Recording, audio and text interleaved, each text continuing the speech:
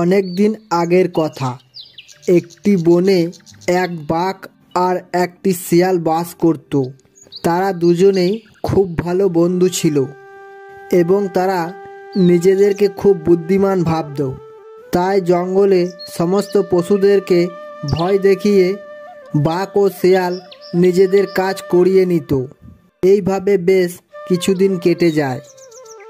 একদিন শিয়াল ছুটে বাঘের কাছে যায় আর বলে, মামা, আমি একটা খবর এনেছি। শুনলাম পাশের জঙ্গলে অনেক প্রাণী আছে, তাই ওখানে যদি একবার ঢুকে যাওয়া যায় তাহলে আমাদের খাবারের কোনো সমস্যা থাকবে না। এসব শুনে বাঘও রাজি হয়ে যায়।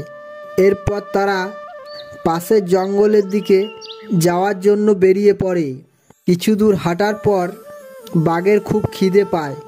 তখন শিয়ালকে বলে, ভাগ্নে, আমার যে খুব খিদে পেয়েছে, সামনে যাকে পাবি তাকেই ধরে নিয়ে আয়।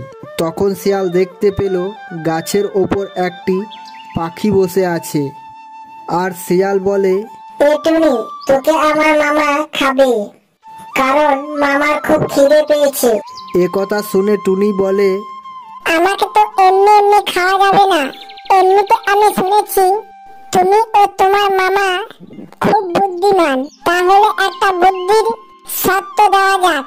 যদি এই শর্তে আমি হারি তাহলে আমাকে খেয়ে নেবে, আর যদি জিতি তাহলে আমায় ছেড়ে দিতে হবে। টুনির এই শর্তে শিয়াল ও বাঘ দুজনেই রাজি হয়ে যায় আর বলে, কি শর্ত বলো? তখন টুনি বলে, ওই যে দেখছো গোলাপ ফুলের গাছ রয়েছে, ওখান থেকে একটা ফুল তুলে আনতে হবে। তখন শিয়াল ও বাঘ দুজনেই গোলাপ গাছের দিকে যায়। যেই ফুল তুলতে যাবে অমনি গায়ে কাঁটা ফুটে যায় আর ব্যথায় দুজনেই ছুটে পালিয়ে আসে। তারপর টুনি যায় গোলাপ ফুল তুলতে।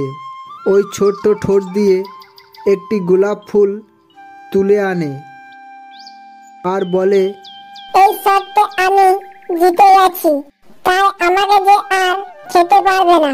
টুনির এ কথা শুনে শিয়াল ও বাঘ দুজনেই নিজেদের ভুল বুঝতে পারে এবং ওখান থেকে চলে যায়। তাহলে বন্ধুরা, দেখলে তো, গায়ে জোর থাকলে নিজেকে বুদ্ধিমান ভাবা যায় না।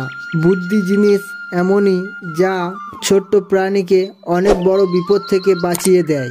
যেমন এই গল্পে দেখলে টুনি বাঁচলো শিয়াল ও বাঘের হাত থেকে।